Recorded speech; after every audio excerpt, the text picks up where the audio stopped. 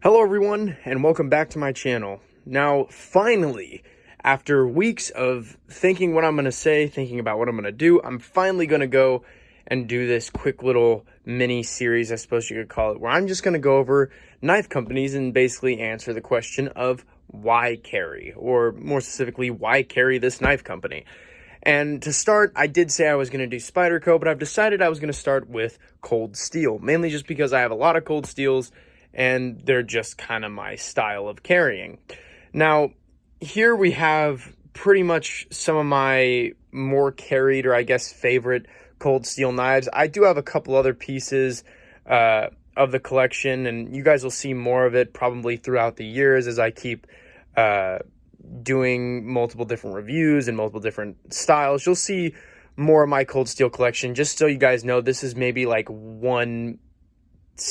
probably like 1/8 of my collection, so this is kind of a smaller portion of it. But when I was younger, I actually used to collect Cold Steels, and it was because these big, really big, overbuilt knives that I could take outside and just beat the hell out of and not have to worry about sharpening, and they're all stainless and all that stuff. It just made me so happy because I could just absolutely use these knives. And this was just my style. This was what I used to carry, or not really carry, because I never used to carry because I was, like 15 years old, 16 years old. So these were never carried knives, but these were more fun knives that I'd take outside and actually have fun with, cutting bottles, fruit, whatever else I had, maybe some logs, who knows. But pretty much I've decided that I'm going to start with this series and basically give you guys the answer of why carry a Cold Steel. Now, to start, most of the best Cold Steels are big, overbuilt knives. This Frenzy, for example, is one of my favorite pieces of Cold Steel. Now, granted, there's stuff like the Recon 1, which is a great, great knife, and stuff like the Code 4, which is another really great piece, and the AD-15, you have stuff like that. Really great knives that could be carried, hypothetically speaking. I wouldn't carry them. I'm not really a fan of carrying Cold Steels, and that's kind of like the big thing for me. I don't carry Cold Steels. I more have fun with Cold Steels, or I'll take them camping, but they're never something I carry with an EDC. Even something like this Tough Light. The Tough Light's materials just aren't up to my par or my standards anymore because I have so many better pieces, such as the Spyderco Para 2, or the Native Chief, or the ZT-0452CF, or the Kaiser Begleiter. Like, so many better options are out there. Even though there are carry options from Cold Steel, if you're someone who doesn't have a huge budget, don't be afraid to pick up something like these. These are going to work for everyday carry, but obviously you're just not getting the best materials. Now, like I was saying before with the Recon 1 and the Code 4 and the Frenzy, these are made out of good materials. These are S35VN with G10 handles. Those are some pretty top-notch materials.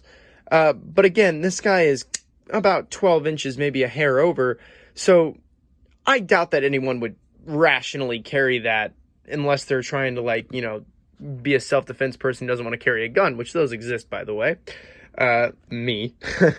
But, so that's pretty much what I'm saying Cold Steel is good for and why carry, like self-defense reasons and outdoor reasons. Now, I carry this Micro Recon on my keys. This is what I carry every single day.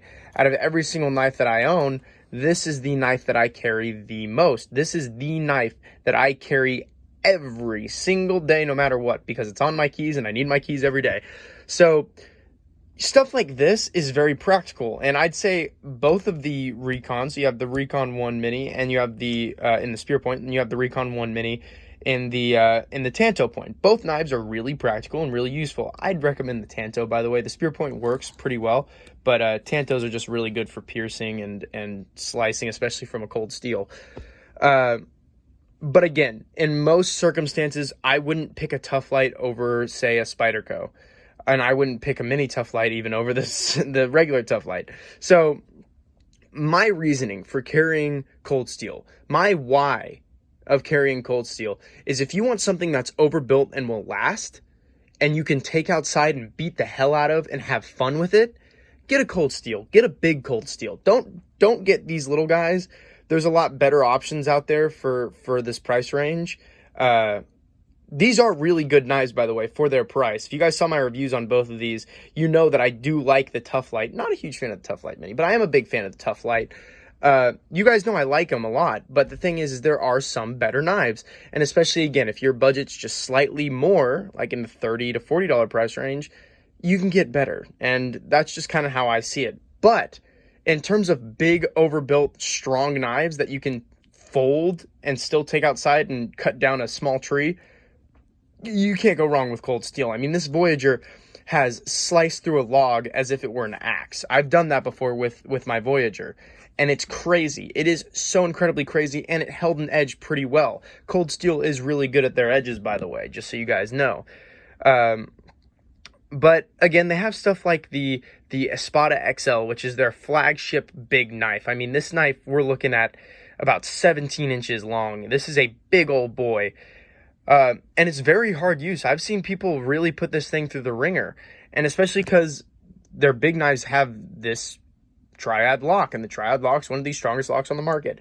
So again, just to kind of sum this up, why carry? You get a really good lock, and that's really great, and you get a very strong knife with that. So that's kind of just the main reason of why carry. Now, with this series, I'm also going to answer the question of why not carry.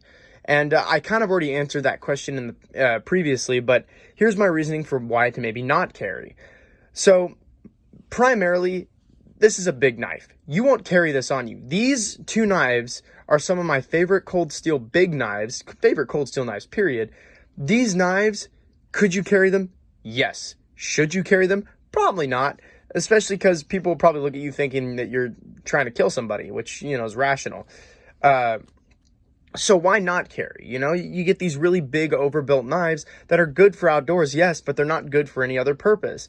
You also have these two right here, which are good on their own. Standalone knives are pretty good. Materials just aren't there, though. And that's what I'm finding with Cold Steel is you don't get any knife in a pretty good range, like not too high, not too low, a pretty good range with pretty good materials for a good price. I'm noticing that as I look through Cold Steel's catalogs and stuff like that.